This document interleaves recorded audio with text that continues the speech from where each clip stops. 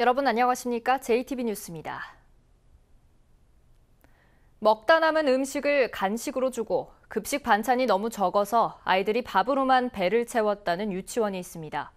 급식이 부실했다는 논란이 일고 있습니다. 첫 소식 하원호 기자입니다. 전주의 한 유치원 어린이들이 먹은 점심입니다. 작은 그릇에 담긴 자장면에 김치 한 조각이 전부입니다. 아이 손가락만한 소시지를 그것도 3등분으로 나눠 3개씩 줬습니다. 한 줌도 안 돼 보이는 이 시금치를 7살 어린이 24명이 나눠 먹기도 했습니다. 밥만 먹었더니 반찬이 없어. 그러면 선생님한테 반찬 더 달라고 하지. 그랬더니 반찬이 없어. 엄마 선생님 반찬이 없어서 더 이상 못 준대. 그랬더라고요. 이뿐만이 아닙니다. 국내산 고기만 쓰는 것처럼 표시해놨지만 냉장고 안에선 수입산 고기가 발견됐습니다.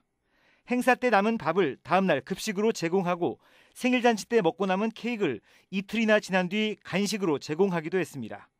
아이를 사랑하신다고 얘기를 하시면서 아이한테 남은 반찬을 먹인다거나 며칠이 지난 음식을 먹인다는 게 유치원에서 있을 수 있는 일이 아니잖아요.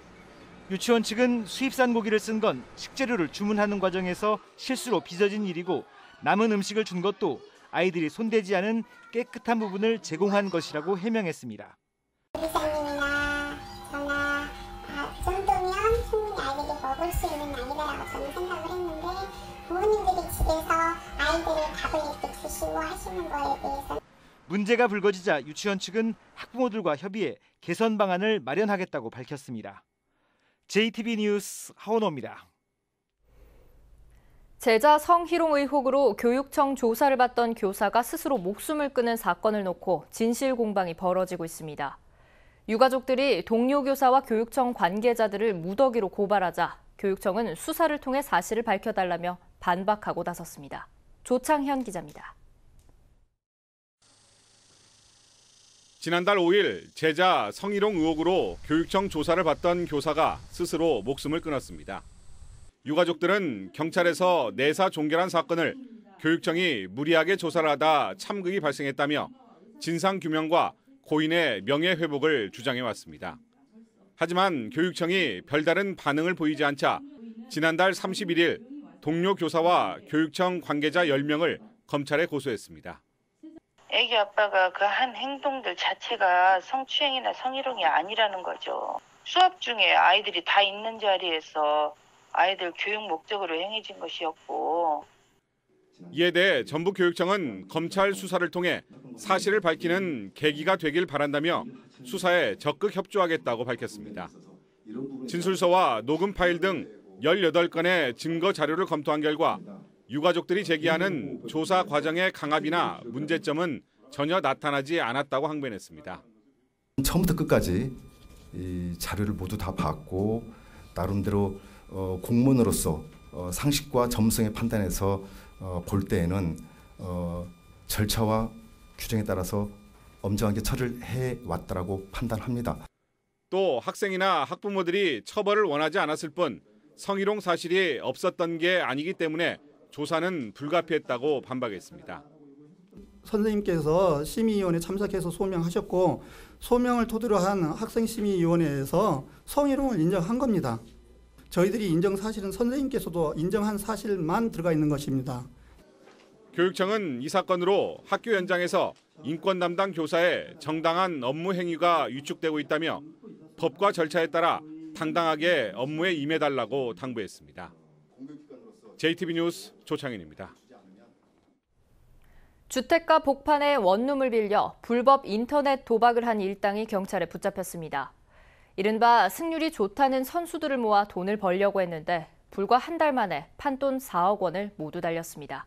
주혜인 기자의 보도입니다. 비좁은 방 안에 컴퓨터와 모니터가 가득합니다. 밖에서 볼 수 없도록 창문은 검은 천으로 가렸습니다. 41살 이모 씨는 인터넷 도박으로 돈을 벌기 위해 기술이 좋다는 이른바 선수들을 모았습니다. 이 씨가 도박 자금을 지원하면 나머지 도박꾼들은 승률이 높은 사이트를 골라 판돈을 걸었습니다. 이들은 지난 7월 초부터 약 한 달 동안 이곳 원룸에서 먹고 자며 불법 도박을 하다 첩보를 들은 경찰에게 덜미를 붙잡혔습니다.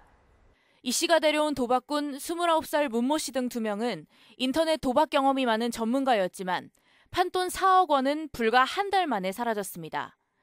이 씨가 이른바 선수들의 말을 듣지 않고 아무데나 돈을 걸었기 때문입니다. 도박 사이트에 베팅한 금액은 총 4억 원 상당으로 그중 피해자 1명이 계획된 베팅이 아닌 개인적인 베팅을 함으로써 지속적으로 도금을 탕진하게 된 것입니다. 도박 전문가로 알려진 문 씨 등 2명은 지난해에도 도박을 하다 처벌을 받았습니다. 경찰은 상습 도박 혐의로 문 씨를 구속하고 나머지 3명은 불구속 입건했습니다. JTB 뉴스 주혜인입니다. 자동차 산업은 전북 제조업의 주력 산업이고 주조와 금형 같은 이른바 뿌리 기술은 제조업의 근간입니다. 이 자동차와 뿌리 기술 산업의 경쟁력을 높이기 위한 행사가 열렸습니다. 송창용 기자가 다녀왔습니다. 현대자동차 전주공장과 한국GM 군산공장, 타타데우 상용차, 이들 3개 완성차 업체를 중심으로 전북에는 400여 개 부품업체가 생산활동을 하고 있습니다. 주조와 금형, 용접 등 이른바 뿌리 산업은 소재를 부품으로, 부품을 완제품으로 만들기 위한 기초공정 산업입니다. 전북의 뿌리 기업은 500여 개에 이릅니다. 하나, 둘, 셋,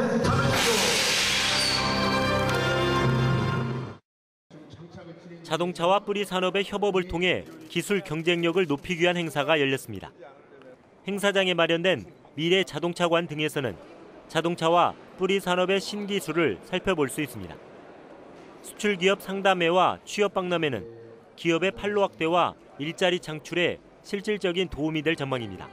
양질의 일자리를 확대하기 위해서 현장에서 채용 박람회를 한다는 것, 그리고 매출을 증대하기 위해서 해외 수출 상담회를 올해 전문가들하고 바이어들을 초청해서 진행하는 게 전라북도는 이번 행사를 계기로 자동차와 뿌리 기술에 대한 연구개발 투자를 지속적으로 확대해 나갈 계획입니다.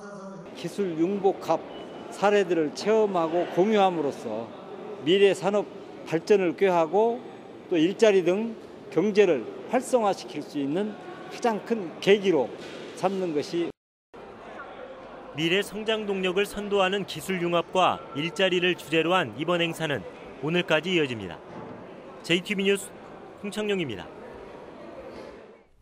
현대자동차가 상용차의 판매는 물론 다양한 편의시설을 갖춘 복합 거점 시설을 완주에 열었습니다. 전북의 강점인 특장차 업체도 함께 참여해서 침체에 빠진 자동차 산업의 촉매제가 될 것으로 보입니다. 이승환 기자의 보도입니다. 현대차가 전국에서 2번째로 완주에 문을 연 엑시언트 스페이스입니다. 이곳에서는 한 번 충전으로 300km 이상 가는 친환경 전기버스를 비롯해 현대가 자랑하는 최신 상용차와 기술력을 선보이고 있습니다.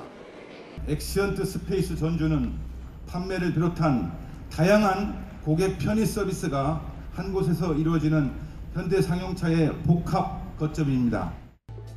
자율주행 드라이빙 시뮬레이터에서는 직접 운전석에 앉아 최신 IT 기술이 접목된 프로그램도 체험해 볼 수 있습니다. 전북이 특장차 개발의 중심지라는 특성을 살려 다양한 특장차를 배치해 관련 업계와의 상생도 꾀했습니다. 직접 차를 만나보고 직접 차를 느끼고 차를 경험하면서 나한테 최적합한 차를 선정할 수 있는 어떤 그런 좋은 기회를 고객들한테 마련해 줄 수 있는 현대차 전주 공장은 한 해 10만 대를 생산할 수 있어 단일 공장으로는 세계 최대 규모이고 크고 작은 협력업체도 100여 개나 모여 있습니다. 우리 완주의 중심인 자동차 산업이 더 활성화돼서 고용도 창출되고 지역 경제에도 큰 기여를 하기를 기대합니다. 현대차는 앞으로 이 같은 시설을 부산과 울산으로 확대해서 상용차 산업의 전반적인 활성화를 도모한다는 구상입니다. JTB 뉴스 이승환입니다. 전주시가 추진하는 전주푸드 사업이 매출 부진 때문에 큰 어려움을 겪고 있는데요.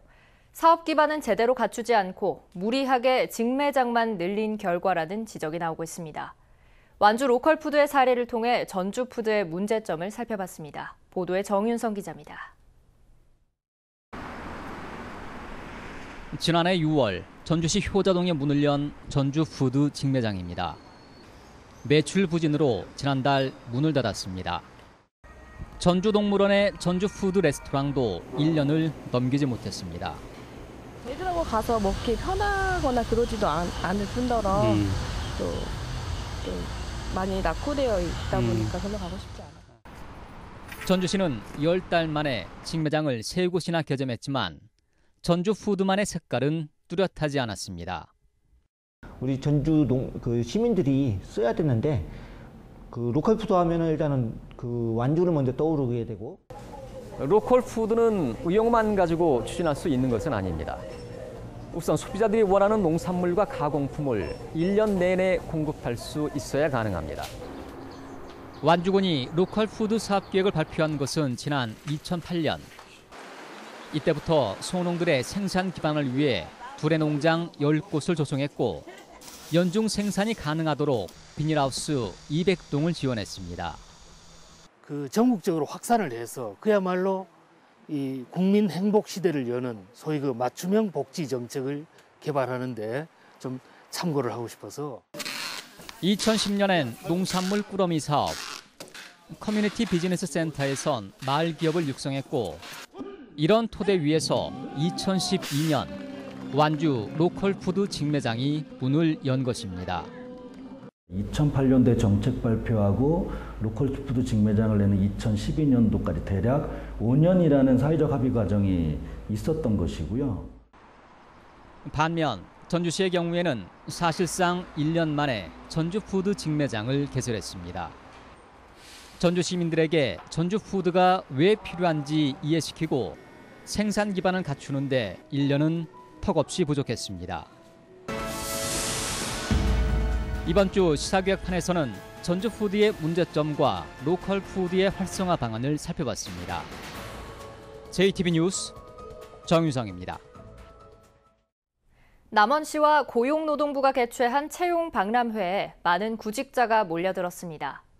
벼가 연글어가는 시기에 먹노린재가 기승을 부려 농가가 비상인 가운데 익산시는 긴급 방제를 모두 마쳤다고 밝혔습니다. 시군 소식 오정현 기자가 정리했습니다. 남원시와 고용노동부가 공동으로 마련한 2017 남원시 채용 박람회가 열렸습니다. 지역 내 18개 기업이 참여해 현장 또는 온라인 면접을 치렀고 박람회에는 700여 명의 구직자가 몰려 취업에 뜨거운 관심을 보였습니다. 오늘 박람회를 통해서 일자리를 많이 만들고 또 지역에서 그런 일을 관심을 많이 갖도록 하는 데 큰 의미가 있습니다.